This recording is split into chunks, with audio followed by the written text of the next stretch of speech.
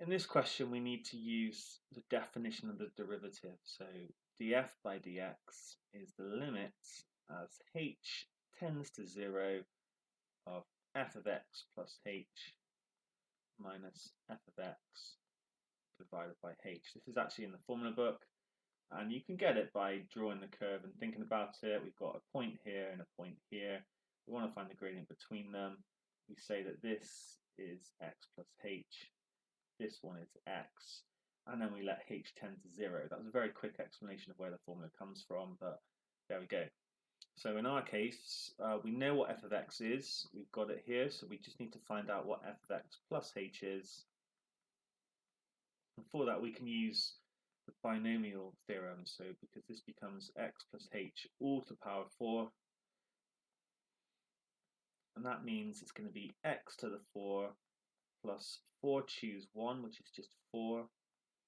Then I make the power 1 less and bring the h into it.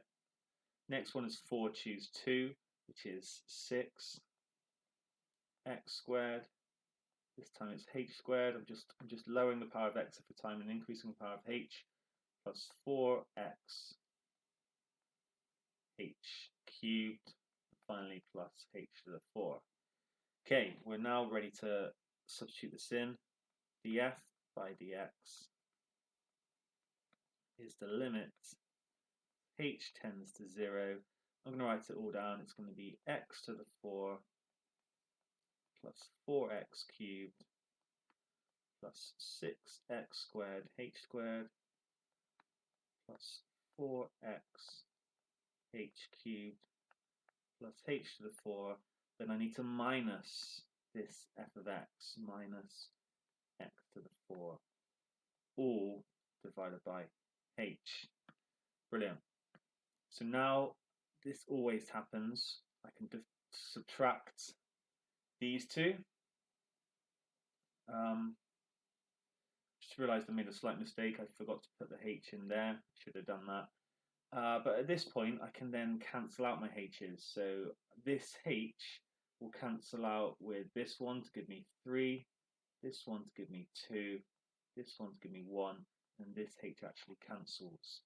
So I think I'll write that out again just to make it clear. The limit as h tends to 0 of 4x cubed plus 6x squared h plus 4x h squared plus h cubed. What's going to happen as h tends to 0? Well, all the terms here that I'm underlining, they are going to get smaller and smaller. They're also going to approach 0. So my final answer is just 4x cubed. And that fits with what we know. It's nice. This question nice because you know what the answer has to be. You just have to know what it means to differentiate by first principles and be able to apply this definition. But we know we bring the power down and lower the power, which is exactly what we've got. All is good.